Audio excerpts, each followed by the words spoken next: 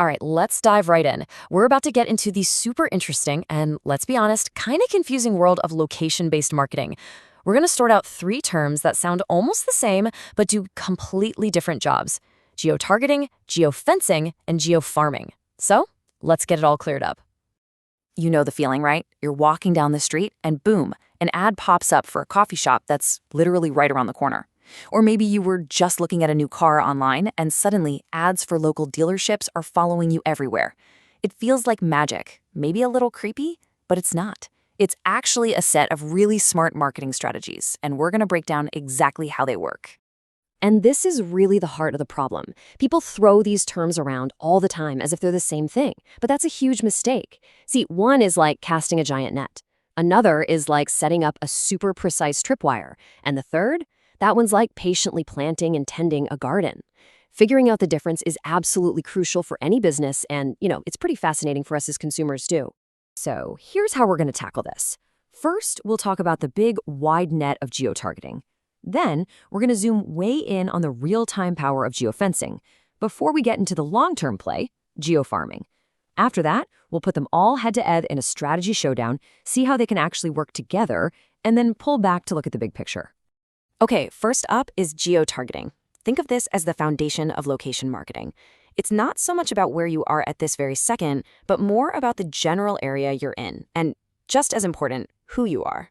So here's how it works. Geo-targeting combines your geography with your identity. It uses things like your IP address to figure out your city or zip code, but then, and this is the really important part, it layers on all this other data: your interests, what you do online, your demographics. So the goal isn't just reaching people in a certain place, it's about reaching the right kind of person in that place. And you can really see its power in these examples. I mean, a big clothing company isn't going to waste money advertising snow boots in Miami, right? With geo-targeting, they show those ads to people in, say, Chicago, while the folks in Florida get ads for swimsuits. It's also perfect for a new restaurant that just wants to advertise to people in a few specific zip codes. It's all about broad regional relevance. All right, so we've talked about the wide net. Now let's get way more precise and talk about geofencing. This is where things get immediate, and I mean right now, immediate. Geofencing is all about drawing an invisible circle on a map around a real-world spot.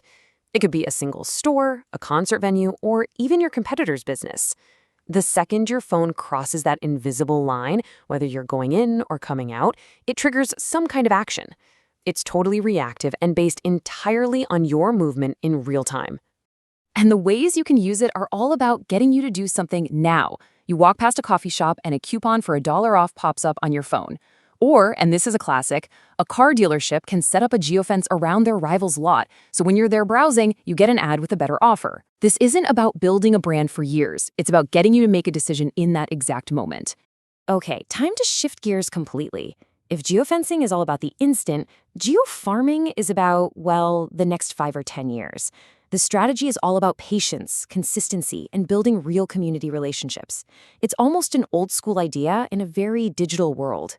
It's used a lot in real estate, and it's pretty much what it sounds like. An agent picks a specific neighborhood to farm.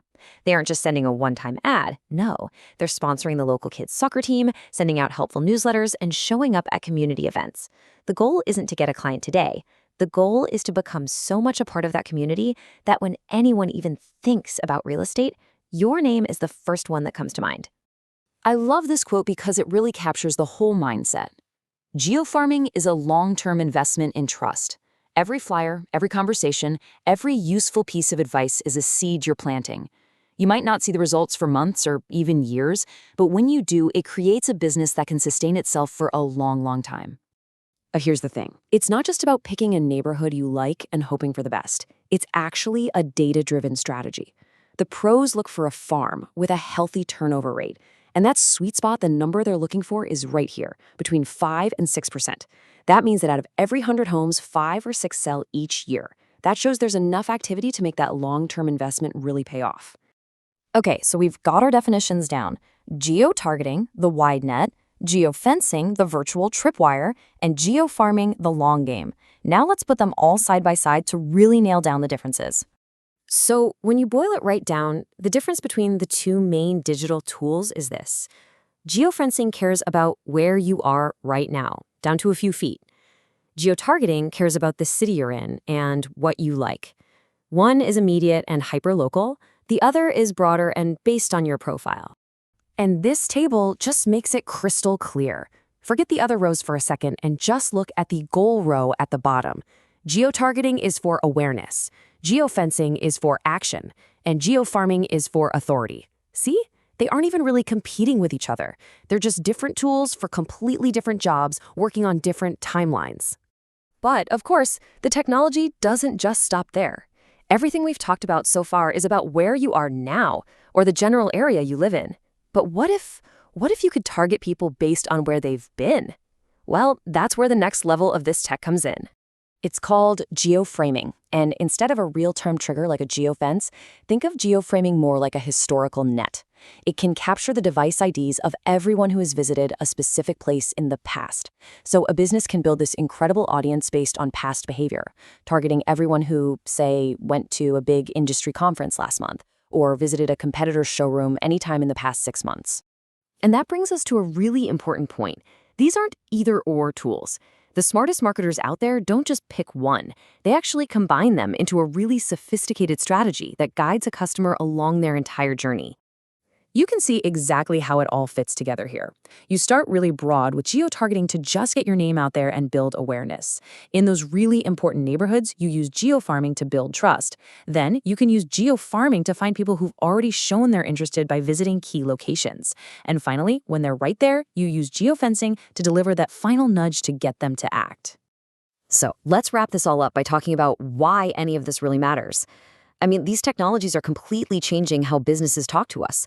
But they also bring up some really big questions about privacy and our digital lives. Because as this tech gets more and more powerful, the need for rules gets bigger too. A huge example of this is the Connecticut Data Privacy Act.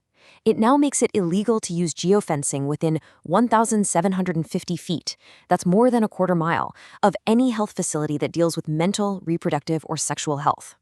It's a really clear line in the sand to protect very sensitive personal data. So what's the bottom line here? Well, for businesses, it's pretty clear. You have to pick the tool that actually matches your goal.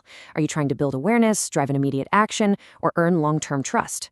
And for the rest of us, it's about understanding the trade-off. Our location data gives us a lot of convenience and personalization, but this whole conversation around our privacy, it's really just getting started. And that really leaves us with this final big question to chew on. As our physical and digital worlds keep blending together, that line between what's helpful and what's just plain intrusive is going to get thinner and thinner. And finding that balance is really the great challenge and the great opportunity for the future of this technology. Thanks so much for tuning in.